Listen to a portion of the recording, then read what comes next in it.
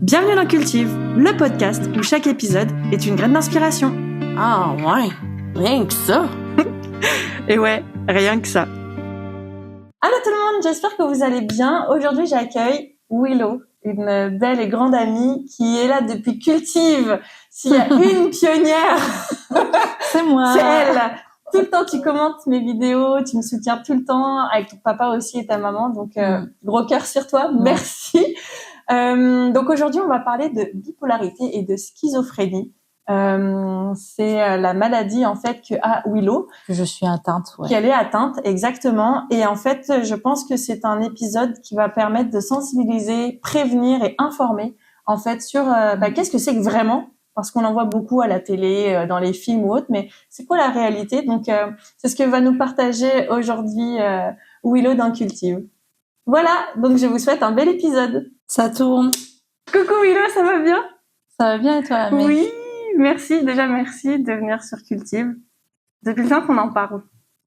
Depuis le temps. Franchement, hein, parce que entre Willow habite au Mans, oui, dans ma ville natale, effectivement, et moi dans ma nouvelle ville, Montréal. Et à chaque fois, on parlait de ça serait cool qu'on tourne un épisode, mais je pense qu'on voulait pas le faire en visio. Enfin, ça donnait pas en visio en fait. En visio, ça aurait été compliqué, mais t'as réussi à me faire dire oui. Comment? Ton énergie, ta confiance. Arrête. En fait, c'est un épisode particulier parce que celui-ci, on l'a préparé. Bravo. Ouais. Franchement. Bravo. Parce qu'au début, comme dans chaque épisode de Cultive, je ne sais jamais de quoi je vais parler avec mes invités. Et en fait, avec Willow, on se disait, ça va être une discussion comme d'habitude. Puis finalement, est venu un sujet qui t'appartient. Oui. Et je me suis dit, je pense que ça serait tellement intéressant, au final, de sensibiliser, prévenir et informer les gens par rapport à ta maladie. Qui est la bipolarité schizophrénique. Waouh. Alors. Schizophrénique. Ma bipolarité schizo-affectif. Schizo-affectif. Ok. Oui. Alors du coup, c'est quoi la bipolarité? C'est quoi la schizophrénie du coup? La bipolarité, on va dire que c'est des changements d'humeur, mais pas des petits changements d'humeur comme on pourrait le penser. Un coup ça va, un coup ça va pas. C'est des changements d'humeur, on va dire fois 1000. On ressent les choses fois 1000.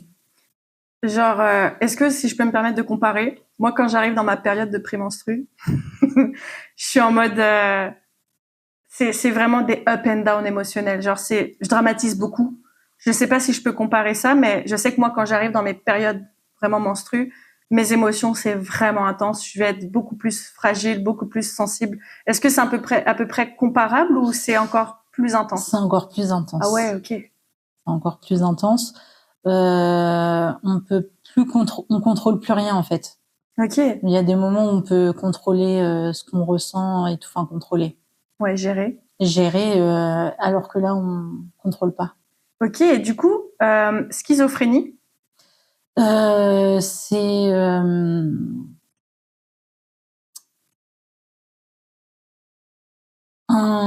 une perte de la réalité, on va dire ça. Une perte de la réalité parce qu'on est tous dans notre réalité, mais il y a quand même une réalité universelle. Ouais.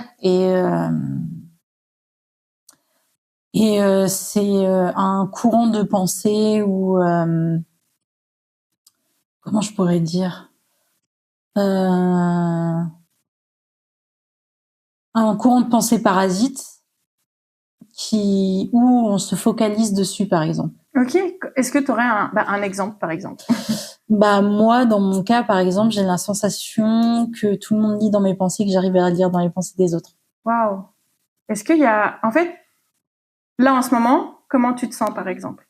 Normal. Ok. Qu'est-ce qui fait que est-ce que tu te vois aller quand tu commences à faire des crises ou pas du tout? C'est une pandémie. Comment ça se passe? En fait, moi, comme j'appelle ça mes mini-crises, c'est mes crises de bipolarité. Du coup, ça m'alerte que je vais pas bien. Si je continue parce que quand on fait des crises, par exemple d'hypomanie, où je me sens je sais pas comment on dit, up and down. Ouais, up c'est en haut. Down c'est quand je me sens up, si je me focalise sur mon up, mon euphorie, quand tout va bien, voilà, c'est ça. Et à ce moment-là, faut rien faire en fait. Okay. Faut pas, je sais plus le mot.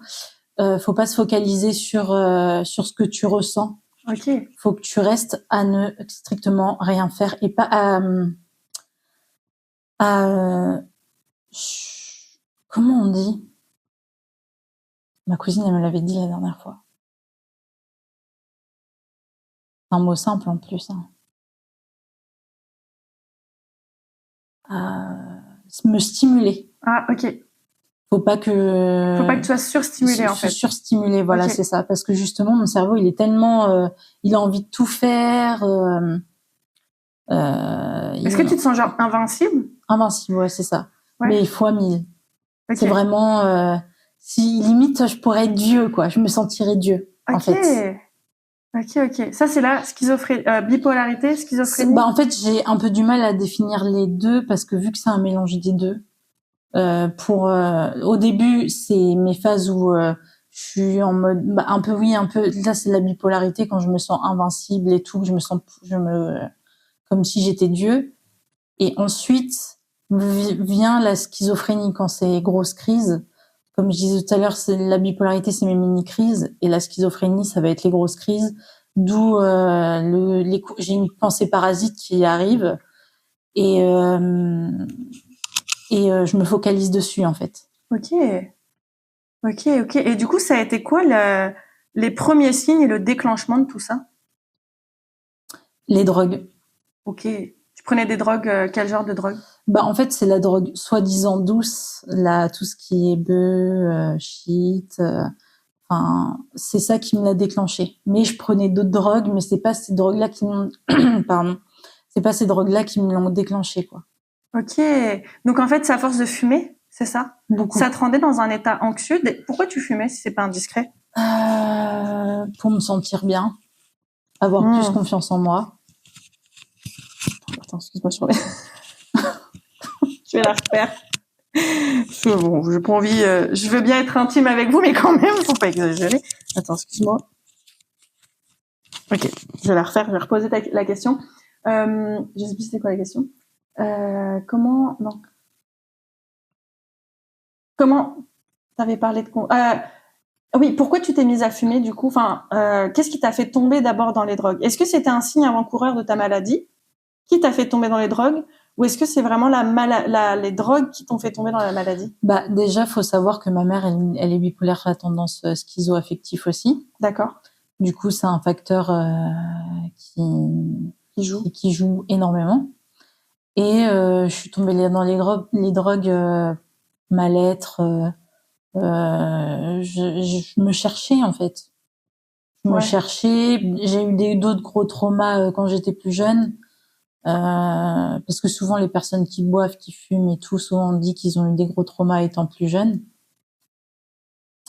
Et moi, j'avais pas trop confiance en moi. Ça me donnait une certaine liberté que je m'autorisais pas. Ouais.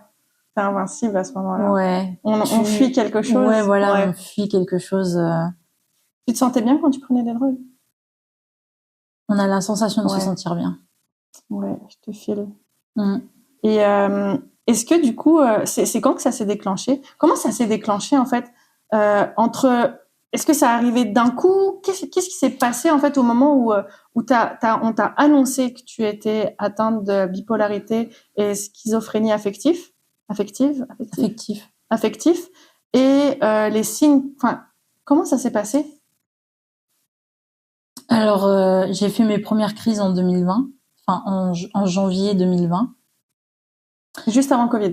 Juste avant le Covid, ouais. Et à ce moment-là, on savait pas ce que j'avais. Du coup, ça a été jusqu'en 2022 qu'on m'a diagnostiqué, parce que justement, ce qui est important dans la maladie, quand ça va pas bien, faut en parler. Ouais. Au psychiatre, à quelqu'un de confiance, faut parler. Tout le temps parler de ce que tu ressens pour que justement on puisse mettre un diagnostic plus rapide sur ce que tu ressens. Mais qu'est-ce que tu ressentais à ce moment-là? Qu'est-ce qui fait que du coup Tu te sentais bizarre, tu te sentais anxieuse, En fait, aller voir un psychiatre en fait. J'ai eu un courant de pensée, une pensée, parce que là c'était plutôt de la schizophrénie qui est arrivée avant la bipolarité. Enfin, peut-être que la bipolarité, mais je le était déjà là avant, mais je le voyais pas forcément. Mais j'ai eu une grosse crise de paranoïa.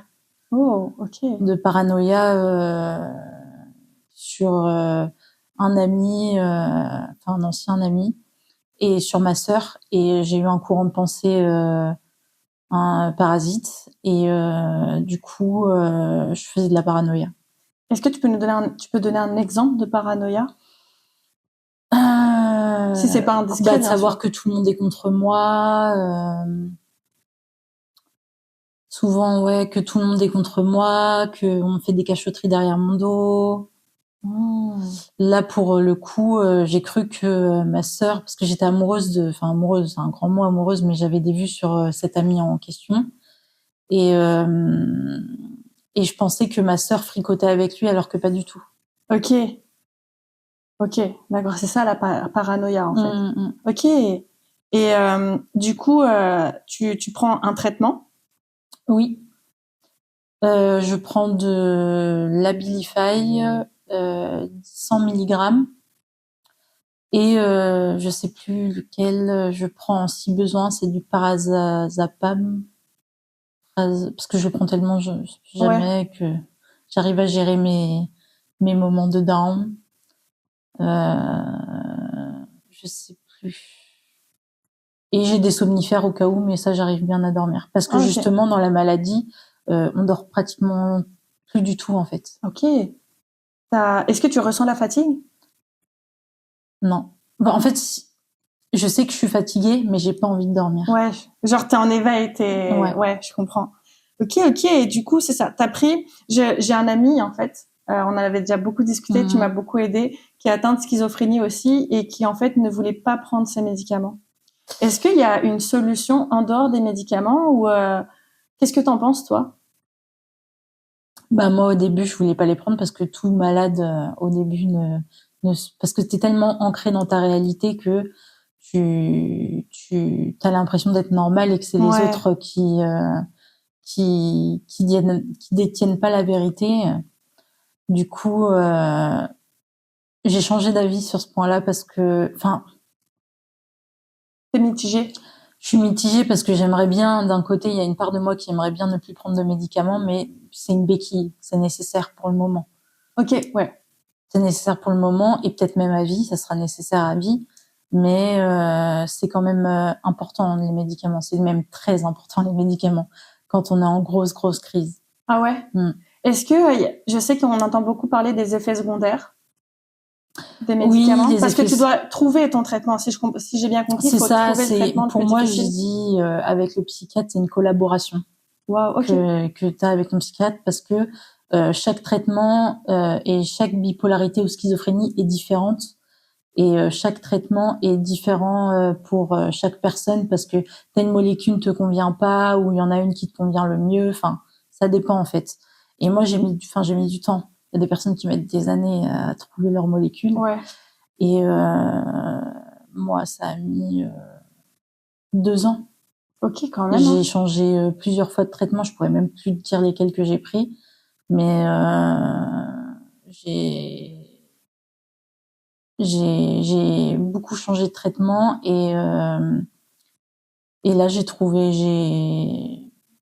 celle qui me convenait. Est-ce que tu as des effets secondaires des médicaments? Ça va être quoi? Là, par exemple, tu prends ton traitement, c'est quoi tes effets secondaires en ce moment? En soi, j'en ai pas tant que ça, mais je pourrais te parler de ceux d'avant qui me faisaient grossir, ma libido, 0, mes menstruations où j'en avais plus du tout. Ok.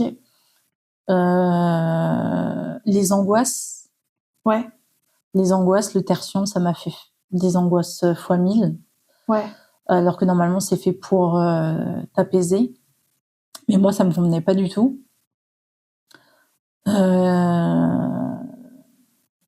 Le sommeil aussi, t'as très souvent envie de dormir. Et tu passes d'un t'as pas envie de dormir à t'as envie de dormir tout le temps. Voilà, c'est ça. Ok, c'est lourd, j'imagine.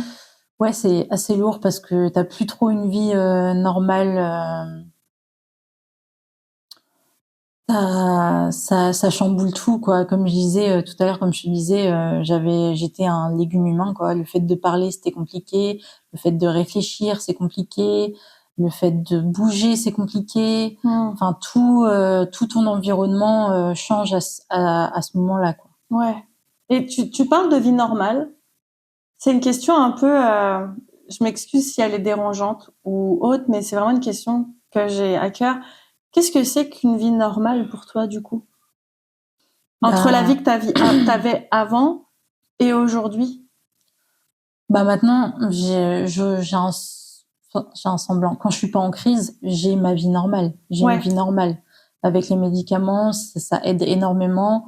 J'ai une vie normale. Mais quand tu es en crise, la vie normale, comme tout le monde, c'est différent.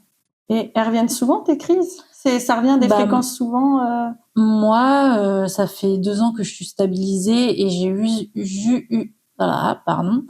j'ai juste eu des crises d'hypomanie. Du coup, c'est un peu des ups. Ok. Parce que j'ai pas souvent des crises dépressives. J'en ai eu au début quand on m'avait même pas diagnostiqué à ce moment-là. Mais au début des crises, j'en ai eu des phases de dépression. Mais j'ai plus de crises d'hypomanie, du coup, plus de up. Ok. Et du coup, t'as déjà été à un hôpital psychiatrique? Est-ce que c'est vraiment, je sais, c'est une question cliché, mais j'ai envie à travers ce podcast-là, qu'on enlève des stéréotypes. Est-ce que c'est vraiment, comment t'as vécu ton séjour en hôpital psychiatrie? Est-ce que c'est comme dans les films? Est-ce que c'est comme vraiment le côté cliché des films ou comment c'est? C'est moins pire que dans les films. Ouais. Parce que t'as de tout, t'as des dépressifs, t'as des bipolaires, t'as des schizophrènes. En fait, t'es tout mélangé. Déjà, c'est par secteur de où tu habites. Okay. Du coup, tu peux avoir toutes sortes de personnes avec toi. Et c'est moins pire que ce que les films montrent où les gens ils sont en mode enfin c'est pas du tout comme dans les films. Je saurais pas comment expliquer, c'est tellement différent. Et d'un autre côté, j'ai eu très peur la deuxième fois que j'y suis allée parce que j'ai changé de secteur. Et là, par contre, j'ai fait des crises de panique. Il y avait des gens qui venaient tout le temps venir me solliciter, me parler, alors que je voulais être toute seule. Du coup, je restais cloîtrée dans ma chambre. Mais au fur et à mesure du temps que j'y suis allée, je dis c'est comme une deuxième famille, quoi. Ok. En deuxième famille, j'y suis allée 5 fois en tout. Et après, ça va mieux. Quand on comprend que la personne qui te fait le plus peur, c'est toi-même. Oh. Après, il n'y a plus personne qui te fait peur. Ah ouais. Ouais. Comment ça qu'est-ce que tu veux dire par là, la personne qui te fait le plus peur, c'est toi-même? C'est drôle parce que, je sais plus si c'est dans l'épisode précédent, je disais que la personne qui met le plus de barrières dans ma vie, c'est moi-même. Genre, je suis la meilleure pour m'auto-saboter, pour me mettre mes propres barrières, c'est moi-même. Mais la notion de peur de soi-même, c'est quand même très fort. Comment est-ce que ça serait pas ta limite finalement, ou c'est là où t'as ton déclic quand tu te rends compte que t'es en crise? Parce que j'imagine quand t'es en crise, tu te rends pas compte que t'es en crise à ce moment-là? Non, non, tu te rends pas compte du tout. Ça va crescendo et en même temps, ça va pas ça va. Si t'arrives pas à analyser, si tu te connais pas assez bien, ça va, comme si ça va arriver direct en fait. Ouais. Je sais pas comment t'expliquer. Ça va arriver direct, mais si tu te connais assez bien, tu ressens, en tout cas pour moi, je sais quand je commence à être pas bien. Déjà avant ça, je suis angoissée.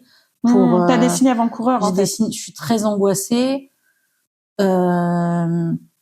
Je commence à être entre guillemets dissociée. J'ai une sorte de brouillard ou de coton positif ou négatif que je pense que tout le monde peut ressentir, sauf que c'est fois 1000 quoi. Ok.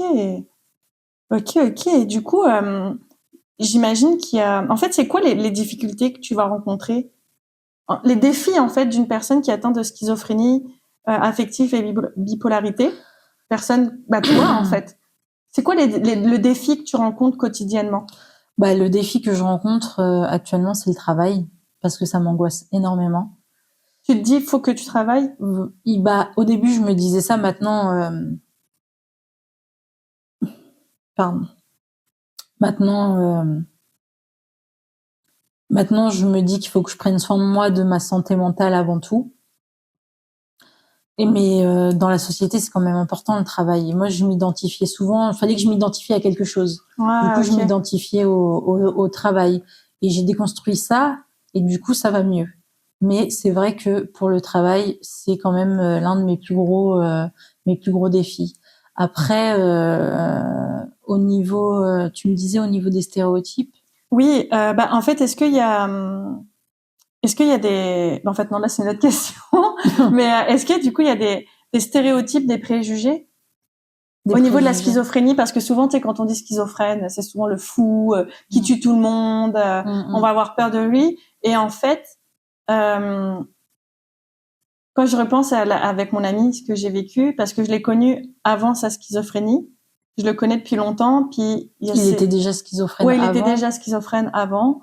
Et en fait, il me l'a annoncé, ça faisait déjà 2 ans qu'on se côtoyait, etc. Puis ça, c'était un petit peu après, un peu avant le Covid, qu'il m'avait annoncé qu'il était atteint de schizophrénie. Mais je réalisais pas ce que c'était. Jusqu'à ce il m'a contacté et quand je l'ai revu et que j'ai été à l'hôpital le voir, ça faisait presque 2 ans que je l'avais pas vu, puis il me disait qu'il avait vu personne, puis qu'il avait besoin d'aide. Et j'y suis allée et je me suis pris une claque parce qu'il avait tellement maigri, puis c'était plus le même regard. Tu sais, c'était vraiment plus lui du tout. Il était comme dans son monde en fait. C'était difficile, mais c'était pas le côté stéréotype comme dans les films, tu vois. Genre souvent, bah c'est ça. Même quand t'es bipolaire, je pense c'est très exagéré, alors que j'imagine que ça représente pas du tout la maladie en tant que telle. Bah en fait, comme je te disais tout à l'heure, chaque bipolarité et chaque schizophrénie est différente. C'est unique à chacun. Ok. C'est unique à chacun, mais c'est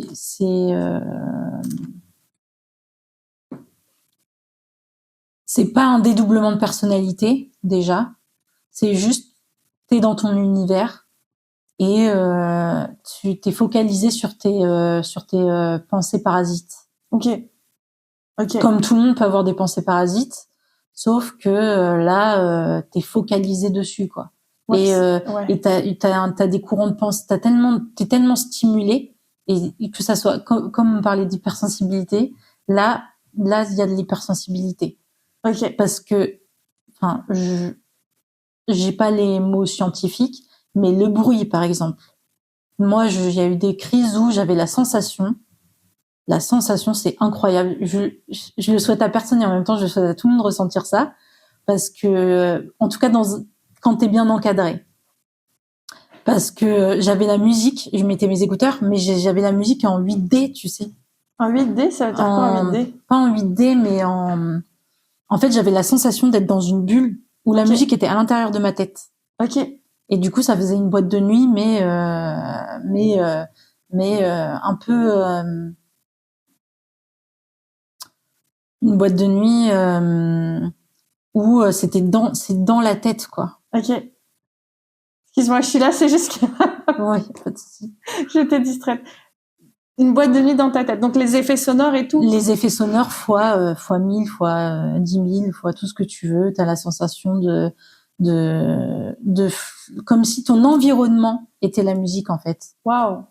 Est-ce que tu as déjà pris, je fais pas de la promo de la drogue, t'as déjà pris de la MDMA? Non. Ben, je m'en souviens quand j'en prenais, à l'époque, dans ma période où je me droguais beaucoup, j'étais dans un monde complètement différent. Genre, le bruit était différent, la vision était différente, mon toucher était différent. Je sais pas du tout si je peux comparer ça à ça, mais j'imagine un monde où justement tout est complètement différent, ça doit être très immersif, en fait. Ouais. Ok. C'est intense. ou la sensation de que les gens par exemple, tu fais des gestes, je fais des gestes, j'aurai la sensation que tu es en train de communiquer. Bon, on communique déjà avec les gestes souvent, au moins 70%, je crois, de la communication se fait avec les gestes. Et j'avais la sensation que les gens ne parlaient plus qu'avec les gestes, en fait. Ok. Tu vois, mais genre, après, toutes tes notions d'interprétation, j'imagine. c'est ça. Ok. Qui discutaient comme ça ou qui avaient un langage secret. Enfin. Alors, du coup, comment on sait comment dire? Comment on peut t'aider? Comment moi je peux t'aider en tant qu'ami? Tu sais, je t'avais posé cette question la semaine passée. Comment je peux t'aider parce que quand t'es en crise, comment je le sais que t'es en crise? Comment je peux t'aider en fait? Parce que sûrement qu'il y a des gens qui ont. De toute façon, tu peux le savoir parce que quand je suis en crise, parce que la façon dont je parle, elle est différente. Ok. Enfin, les mots sont pas cohérents déjà. Ah, ok. Quand les mots commencent à pas être cohérents de ce que tu viens de dire ou des choses comme ça, c'est que là, ça va pas. Et c'est des signes avant-coureurs? Bah, moi, j'ai des signes déjà bien avant-coureurs, comme je te disais tout à l'heure, la sensation d'être anxieuse, très anxieuse, le brouillard intérieur, soit négatif ou positif. Là, je sais que il y a des moments où je suis pas bien comme tout le monde, ou que je suis bien comme tout le monde, mais là, c'est plus intense. Ouais. Et quand c'est comme ça, faut pas se stimuler, comme je disais tout à l'heure, faut rien faire. C'est comme ça que tu arrives à gérer, C'est comme ça que j'arrive à gérer. Bah, il y a que comme ça qu'on peut. Enfin, il y a pas que comme ça. Je pense qu'il y a d'autres choses. Il y a la prière aussi. J'ai beaucoup prié. Amen. Il y a la visualisation, de se sentir bien, d'essayer de visualiser, de se sentir bien, tout ça. La méditation. Enfin, la méditation, je sais pas encore. Ah, ok, intéressant. Alors du coup, ça amène à une question que je t'avais ça m'amène à une question qui me fait poser une question. Ma question, c'est la suivante. Quelle est ta spiritualité par rapport à ta maladie? Est-ce que t'en veux à Dieu? Comment ça se passe ta relation avec Dieu et ta spiritualité par rapport à ta maladie? Eh bah, écoute, j'en ai jamais voulu à Dieu. J'en veux à personne à part à moi-même. Ça a été compliqué de me pardonner. Je pense que je suis encore en train de me pardonner encore un peu parce que, comme je t'ai dit, c'est moi qui ai pris les drogues plus. Mais Dieu, il a rien à voir à faire dans tout ça. Enfin, comme tu le sais, pour moi, Dieu, c'est amour. C'est qu'amour, du coup, Dieu n'a rien à voir pas du tout, c'est moi-même. Et d'un autre côté, si ça devait être Dieu, je le remercie parce que j'aurais pas eu mes amis proches enfin, savoir qui était réellement là pour moi, quoi. Du coup, je remercie. Si Dieu a à voir avec ça, je le remercie pour ça, quoi. Puis j'ai un chéri super, que je l'ai rencontré avant, au milieu de ma maladie. Et on savait pas encore ce que j'avais, qui a été énormément présent pour moi, ma famille, enfin certaines personnes de ma famille proche, on va dire, qui a été là pour moi, mes amis. Toi, Amé. Oh, merci. Mais inversement aussi. Mais je sais plus, c'était quoi ta question? Ta spiritualité. Ma spiritualité. Tu disais que tu priais. Je priais. Est-ce que ça t'aide plus depuis? Est-ce que quand tu développes ta relation avec Dieu et ta spiritualité, ça va mieux dans ta maladie? Ou il y a cet équilibre? Une fois, tu m'avais parlé. Ça m'enlève un poids. Ça m'enlève un poids, un gros poids, moins d'angoisse, où je lâche prise, même s'il y a des moments où je suis un être humain, il y a des moments où j'ai du mal à lâcher prise. Qui arrive à vraiment lâcher prise?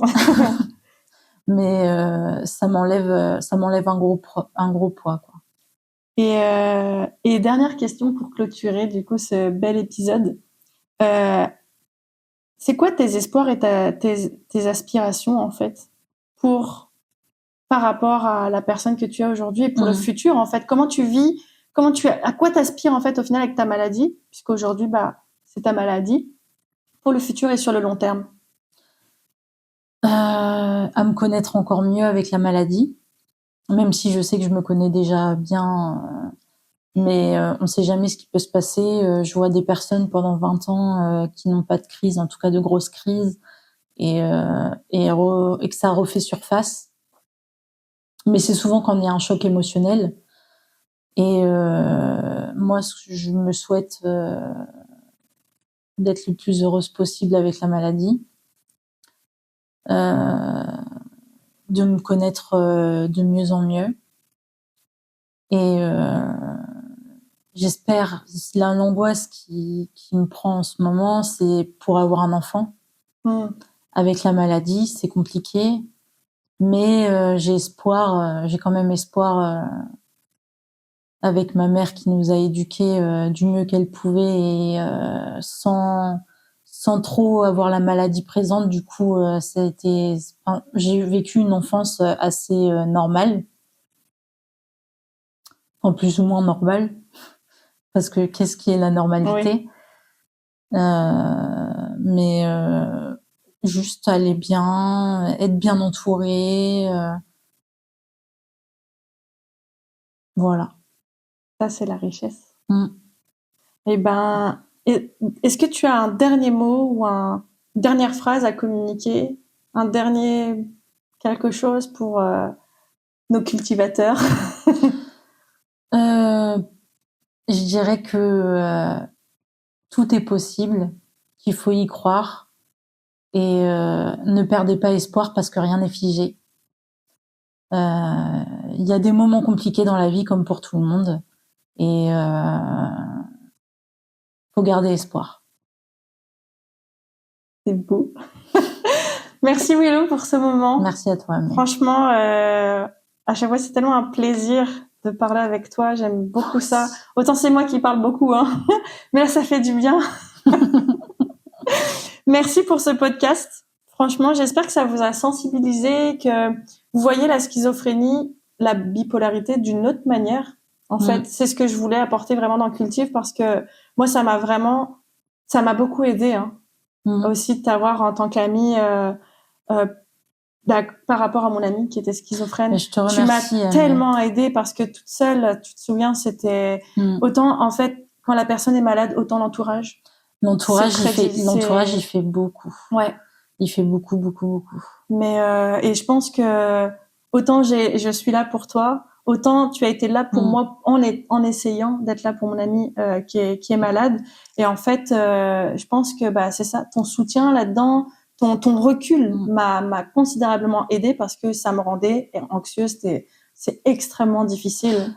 Pour les personnes qui aident, qui sont hors la maladie et qui essaient, c'est compliqué, mais il faut juste du soutien et être présent à ce moment-là, sans tout prendre pour soi, avoir un certain recul quand même. Ouais. Mais être là, être aidant, soutenir la personne, c'est très important. C'est très important, mais il faut prendre soin de soi aussi parce que c'est quand même très prenant. Ah oui. Surtout en grosse crise, à part le médical, là pour le moment on n'a pas trouvé de médicaments pour guérir la maladie, pour guérir les maladies, la bipolarité, la schizophrénie. Mais je sais plus ce que je voulais dire. Tu parlais justement des personnes qui sont malades. On disait comment intervenir. Là, tu disais que le fait qu'il n'y ait pas encore de médicaments. Il n'y a pas de médicaments encore pour guérir, mais avoir du soutien, ça fait déjà énormément de. Quand on a du soutien de quelqu'un, en tout cas pour moi, quand j'ai eu beaucoup de soutien de ma famille, de mon copain, de mes amis, ça m'a aidé énormément. Il faut aussi avoir la volonté de s'en sortir. Parce que je vois beaucoup de personnes malades qui sont vraiment qui n'ont pas espoir et qui acceptent pas la maladie encore. Ouais, c'est un processus en fait. Autant être malade, autant d'accepter la maladie. Ouais. D'accord. Et ça peut être long. Eh ben, merci Willow. Je voulais remercier Amélie, car c'est une femme incroyable. Oh, mais arrête, vraiment, je vais pleurer. J'ai pas mis mon mascara waterproof. vraiment, Me fais pas pleurer. je la suis depuis mes 17 ans, je crois. Déjà? Ouais, C'est vrai. depuis mes 17 ans. Et c'est quelqu'un de formidable. Elle est aussi naturelle qu'en vidéo que dans la vraie vie. Oh, merci. Et elle a la main sur le cœur, vraiment. Je pourrais pas définir ce que je ressens vis-à-vis d'Amé. C'est Amé. Oh, Voilà. merci. Et toi, mais merci parce que tu m'as suivi jusqu'au bout hein, pour Cultive. Hein. Il y a beaucoup de choses en arrière Cultive que vous voyez pas où Willow a beaucoup d'impact. Même beaucoup d'impact, même dans Amélie Librement en fait. Dans Amélie Librement, donc et je suis vraiment contente de cette belle amitié en fait au final. Ouais, moi aussi. Ouais, vraiment. Merci Lumi. Je l'ai dit. Merci Lumi. Merci à toi. Ah, bon là pour vrai, on se quitte pour de vrai maintenant. Après ces beaux mots. Merci pour tout Willow. Merci pour toi aussi Amé. Un câlin. Un câlin. Un câlin. Oh, je t'aime. Moi, je t'aime. Oh, je fouette. Je l'avais tout le temps. Trop d'émotions. Bye bye.